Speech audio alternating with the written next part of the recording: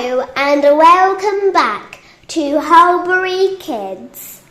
My name is Annabella Joby and today I am going to tell you the stories of witches. Chapter 1. The Lost Broomstick. This story begins with a witch called Bess and an invitation to a party. Bess loved parties. There was just one problem. Bess couldn't remember where she had put her broomstick. She looked everywhere, but it was no good. The broomstick was lost. At last, Bess had to give up. Now what could she do? She couldn't fly without her stick, and it was too far to walk. Then she had a great idea. "My magic rope," she cried. "I can turn someone into a horse and ride to the party. I just need to find someone." Bess hid behind a tree and waited. Soon a man came along. His wife walked behind him, carrying all their heavy bags.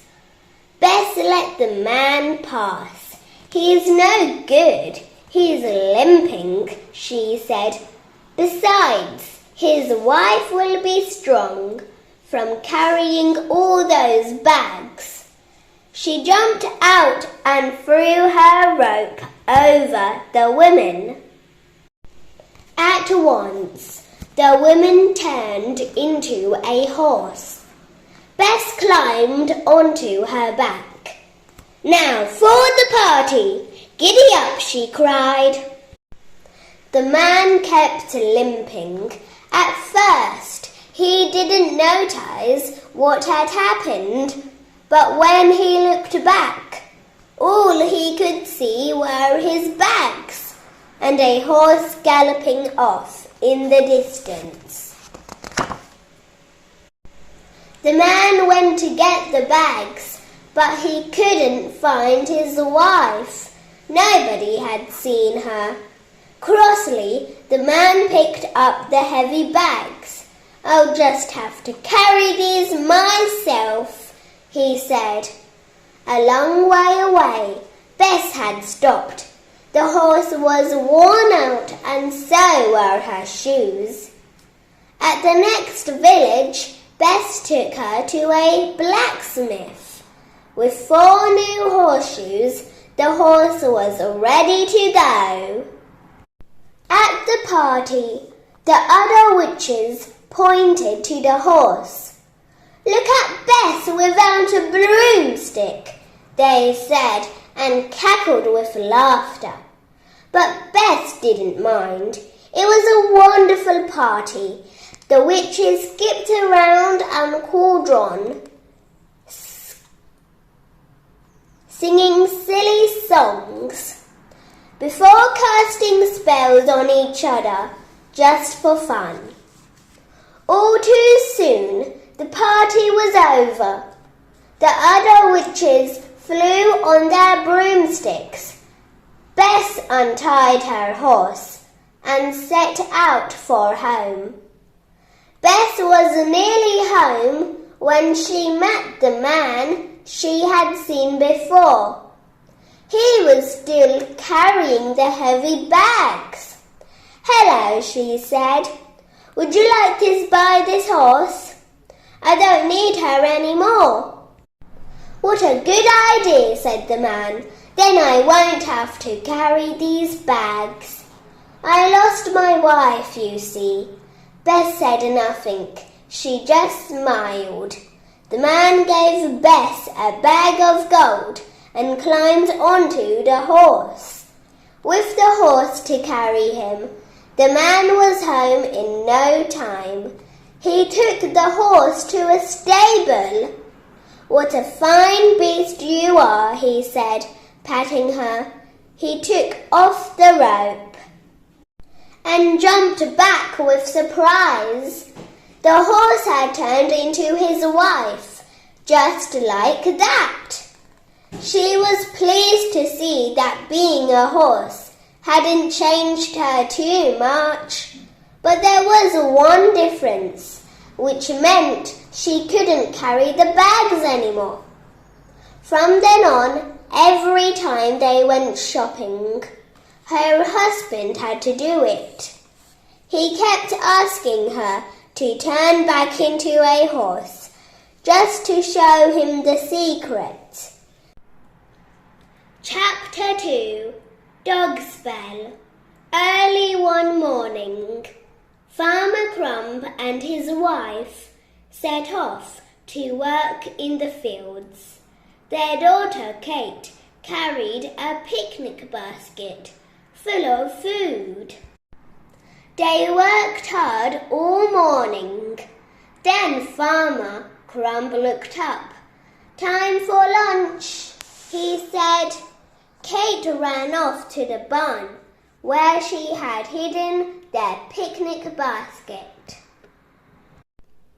But before she reached the barn, Kate heard a strange sound. Zzz. It went on. Zzz. She peeked inside.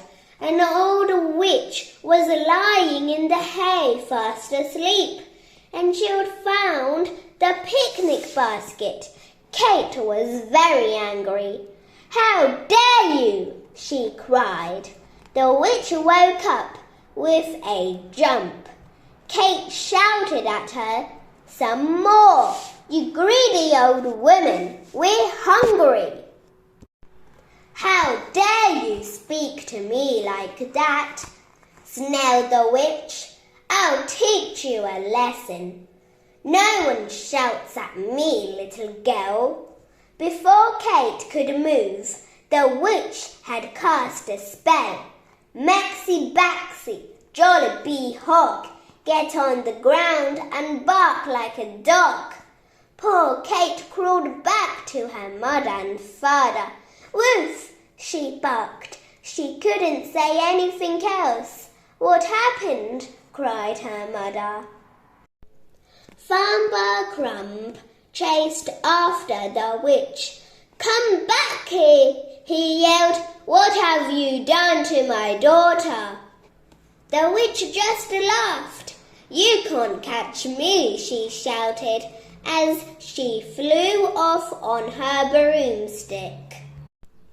Farmer Crumb and his wife took Kate home. "What can we do?" they asked their friends. Mrs. Crumb was very upset, but no one knew how to help. "We must go to Rimpole," said Farmer Crumb at last. Rimpole was an old wizard who lived on a hill. "If anyone can help us, he can." Kate had to crawl to his house on her hands and knees. "Please help," begged her dad. Rimpole frowned. "I can't break the spell," he said, "but I might be able to catch the witch for you." He stared into his crystal ball. "Abba-do-well, who cast a spell?" he cried. The witch's face appeared in the ball. "Ah, it's you, is it?" muttered Rimpole. "I might have known." Rimpole fetched toadstools, nails, mustard powder and red berries. He mixed them and he pounded them. Then he added a splash of ketchup. He heated the brew until it bubbled gently. "Perfect," he said. He looked into his crystal ball again, but the witch wasn't scared of anyone, especially Rimpole. As the brew began to bubble more fiercely, the wizard chanted a spell. tongues of fire, flames of might, give the nasty witch a fright. At once the cork flew out of the bottle and flames shot up the chimney. That wiped the smile off the witch's face. She began to look very worried indeed. She saw the flames creeping up on her. "Help!" she squealed, and began to run. But the flames were too quick for her. "Oh, stop them! Stop them!" cried the witch. "I'll break the spell, I promise." As soon as the witch made her promise, Kate jumped to her feet. She wasn't a dog anymore. "Hooray, I can speak!" The family never saw the witch again, but after that, Kate was always careful where she hid the picnic basket. Chapter 3. The Farmer's Revenge.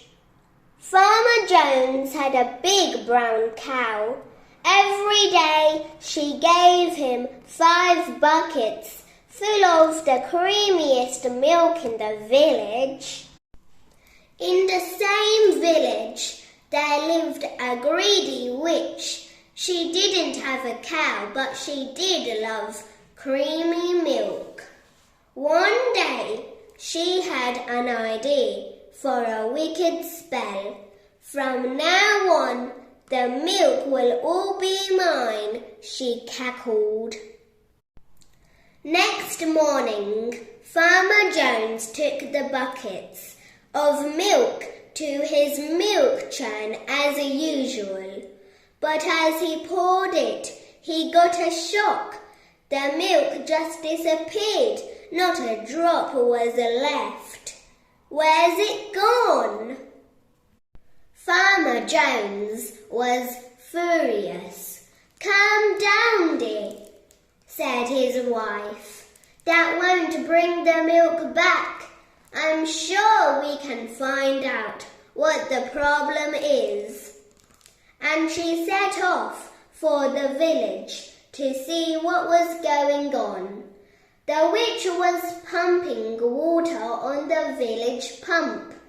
"That's funny-looking water," muttered Mrs. Jones.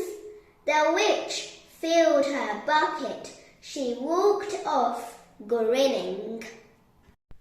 The naughty witch hadn't pumped water at all. "Aha!" cried Mrs. Jones and ran all the way home. "I found the thief! I found the thief!" When she told her husband about the witch, he smiled. "I know what to do," he said. "I have a sneaky plan. This problem needs sorting out." Next time he went to milk his cow, he took a big box with him. He emptied the milk into the churn. It disappeared just as before, but then he did something else. "Ha ha! See how that tastes, witch." He opened the box and tipped in lots of white powder too.